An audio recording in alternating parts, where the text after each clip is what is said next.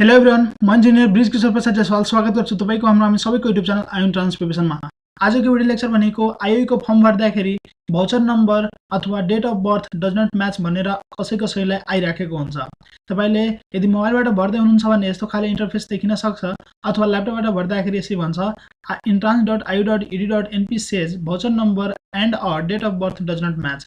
यो भनेको के हो भन्दाखेरि नि तपाईले अब पेमेन्ट गर्दाखेरि चाहे तपाई त्यो ई सेवाबाट गर्नुस् अथवा खल्तीबाट गर्नुस् अथवा आईपीएस बाट कनेक्ट आईपीएस बाट गर्नुस् अथवा सिद्धार्थ बैंकमै गएर गर्नुस् अथवा त्यसको मोबाइल बैंकिङबाट गर्नुस्, जेबाट गर्दा पनि तपाईले डेट अफ बर्थ यदि मिस्टेक गर्नु भएको छ भने तपाईको यस्तो खाले प्रब्लम आउन सक्छ। तर कसैलाई के हुन्छ भन्दाखेरि सबै कुरा करेक्ट नै हुन्छ तै पनि प्रब्लम आउँछ। त त्यसको लागि के गर्ने, सबभन्दा बेस्ट उपाय भनेको 30 मिनेट्स पहिला वेट गर्ने। यदि आधी घण्टा वेट गर्नुभयो र तैपनि तपाईले फर्म भर्दाखेरि यस्तो आयो भने तपाईले अब जहाँ मतलब जुन माध्यमबाट पे गर्नु भएको छ त्यसलाई कन्ट्याक्ट गर्नुपर्ने हुन्छ।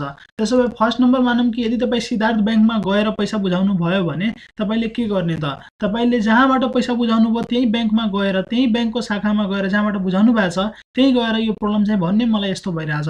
आईओई लाई तपाईले भन्नुहुन्छ भने आईओई ले केही पनि गर्न सक्दैन यसमा, किनभने त्यो भनेको बैंकमा त्यो लेखेको हुन्छ। त्यही भएर आईओई लाई भनेर हुँदैन, तपाईले बैंकलाई नै कन्ट्याक्ट गर्नुपर्ने हुन्छ यदि तपाईले बैंकबाट पे गर्नु भएको छ भने।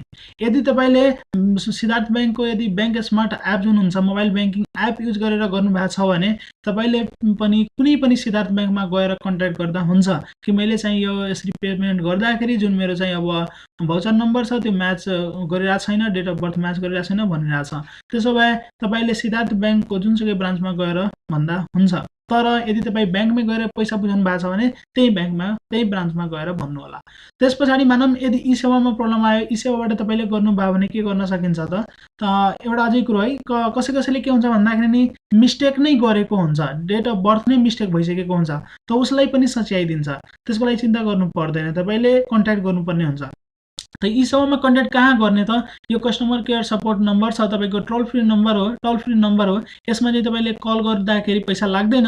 त्यसैगरी इमेल पनि छ, इमेल पनि गर्न सक्नुहुन्छ। त भाइबरको नम्बर दिएको छ, यो भाइबरको नम्बरमा तपाईले भाइबर युज गर्नुहुन्छ भने त्यहाँ पनि मेसेज गर्दा हुन्छ अथवा कल गरेर सोध्दा हुन्छ। त तपाईले यदि डेट अफ बर्थ मिस्टेक गर्नु भएको छ अथवा मिस्टेक छैन तै पनि यस्तो आइरहेको छ भने तपाईले कन्ट्याक्ट गर्दा हुन्छ यदि तपाईले ई सेवाबाट पेमेन्ट गर्नु भएको छ भने। त्यसैगरी खल्तीबाट यदि कसैले पेमेन्ट गरेको छ अथवा डेट अफ बर्थ मिस्टेक भएको छ अथवा भएको नभए पनि तै पनि त्यस्तो आइरहेछ भने तपाईले टोल फ्री नम्बर दिएको छ, यो नम्बरमा कन्ट्याक्ट गर्न सक्नुहुन्छ। त्यसैगरी फोन नम्बर छ, फोन नम्बरमा पनि गर्दा हुन्छ, स्काइप व्हाट्सएप अथवा भाइबर जेबाट गरे पनि भयो, अथवा तपाईसँग इमेल पनि दिएको छ यसमा गर्दा हुन्छ, अथवा फोन नम्बर यसमा डाइरेक्टली कल गर्दा पनि भयो। तपाईले यसरी खल्तीमा पनि कन्ट्याक्ट गरेर भन्न सक्नुहुन्छ, उहाँहरूले चाहिँ त्यो करेक्ट गरिदिनेछन्।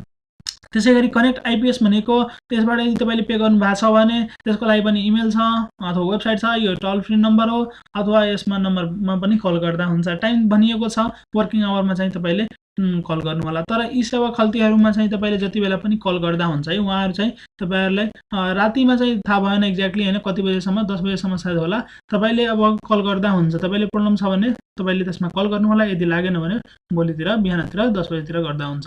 त्यसरी चाहिँ तपाईले प्रब्लम सल्भ गर्न सक्नुहुन्छ उहाँहरुले भनेर हैन। तै पनि यदि तपाईले कुनै किसिमको समस्या लाग्यो भने फर्म भर्दाखेरि भने मलाई सम्झिन सक्नुहुन्छ, मलाई मेसेज गर्न सक्नुहुन्छ फेसबुक इन्स्टाग्रामतिर, अथवा हाम्रो पेज छ एन्ट्रान्सपेडिया त्यसमा पनि गर्दा हुन्छ, अथवा मलाई इमेल गर्न सक्नुहुन्छ। म सजेस्ट गर्छु इमेल गर्नु होला, इमेल गर्दाखेरि मलाई इजी हुनेछ।